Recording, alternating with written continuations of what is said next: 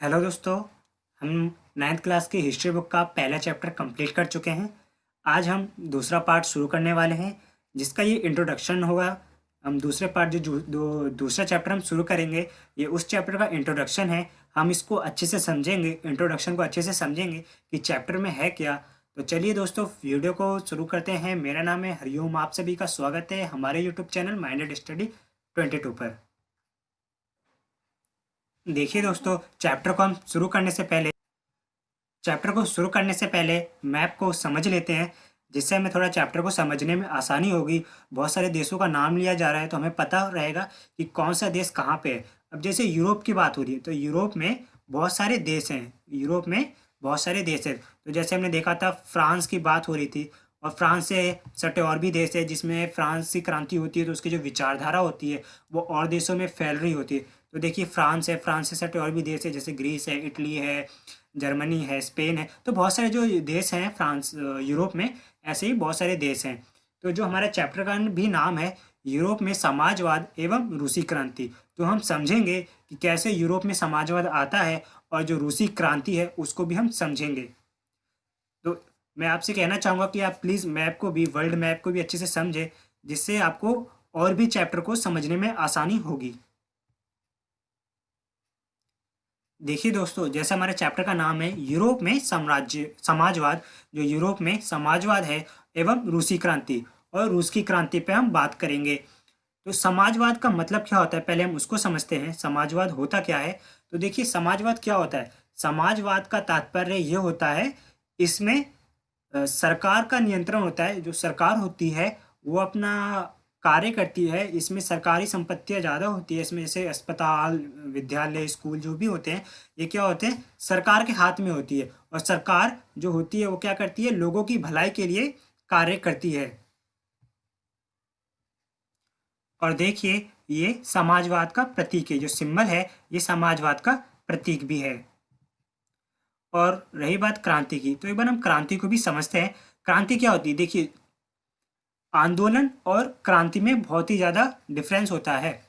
अब देखिए, जो आंदोलन होता है वो क्या होता है, कोई एक समूह करता है, कोई एक तबका करता है आंदोलन। जैसे मानिए, टैक्सी ड्राइवर जो हैं वो आंदोलन कर रहे हैं, कोई वर्ग है, व्यापारी वर्ग है, वो आंदोलन कर रहा है, या फिर कोई मजदूर यूनियन है वो आंदोलन कर रहा है। तो वो अपने लिए आंदोलन कर रहा है, वो अपने फायदे के लिए आंदोलन कर रहा है। वो जो उनको अपने किसी चीज़ पर परेशानियां होगी वो उसके लिए आंदोलन करता है। और क्रांति क्या होती है, जो संपूर्ण देश के में जो चेंज लाए, संपूर्ण देश में किसी प्रकार का परिवर्तन लाए, वो होती है क्रांति। अब देखिए, जैसे हमारे यहाँ क्रांति हुई थी भारत की आज़ादी को लेकर, तो जो क्रांति हुई थी वो किसी एक तबके को तो लिए फायदेमंद नहीं थी, वो संपूर्ण देश के लिए फायदेमंद थी। इसलिए क्रांति और आंदोलन में अंतर होता है। अब देखिए, जो क्रांति हो रही है, जैसे फ्रांसीसी क्रांति हुई थी, तो फ्रांसीसी क्रांति किसी एक तबके के लिए तो फायदेमंद नहीं हुई थी। वो तो जब स्वतंत्रता जब मिलेगी, जब लोकतंत्र आएगा, तो सबके लिए फायदेमंद होगा। तो ठीक उसी प्रकार क्रांति और आंदोलन में बहुत ही ज़्यादा डिफरेंस होता है। तो हम समझेंगे कि किस प्रकार से यूरोप में समाजवाद आता है और किस प्रकार से उसमें सामाजिक परिवर्तन आते हैं। तो जो हमारा पहला टॉपिक रहेगा चैप्टर में, वो है सामाजिक परिवर्तन का युग। किस प्रकार से यूरोप में सामाजिक परिवर्तन आता है, उसके बाद किस प्रकार से ये समाजवाद को अपनाया जाता है, समाजवाद के समर्थक कौन कौन होते हैं, हम इन सभी पॉइंट्स को पढ़ेंगे। फिर उसके बाद हम देखेंगे रूसी क्रांति। रूस में किस प्रकार से क्रांति होती है उसको जानेंगे। रूसी समाज कैसे था, हम उसको भी समझेंगे। फिर उसके बाद क्या होती है, उसके बाद होती है 1905 की क्रांति, उसको भी हम समझेंगे 1905 की क्रांति क्या होती है। फिर उसके बाद जो हम देखेंगे फरवरी क्रांति, आखिर फरवरी क्रांति है क्या, और फरवरी क्रांति के बाद क्या होता है, हम उसको भी समझेंगे। फिर उसके बाद हम देखेंगे अक्टूबर क्रांति।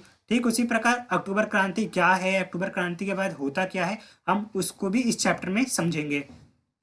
और जो हमारा लास्ट पॉइंट होगा वो क्या है, रूसी क्रांति और सोवियत संघ का वैश्विक प्रभाव। अब जो रूस में क्रांति होती है उसके बाद एक संघ बनता है सोवियत नाम से, तो जो सोवियत संघ का वैश्विक प्रभाव किस प्रकार से विश्व पर, किस प्रकार से सोवियत संघ का प्रभाव होता है, हम उसको भी समझेंगे इस वीडियो में। देखिए, हम इस चैप्टर के और भी पार्ट जल्दी लाएंगे। आई होप आपको ये इंट्रोडक्शन वीडियो बहुत अच्छी लगी हो। अगर आप यहाँ तक वीडियो देख चुके हैं तो प्लीज़ चैनल को सब्सक्राइब करें, वीडियो को लाइक करें। मिलते हैं नेक्स्ट वीडियो में।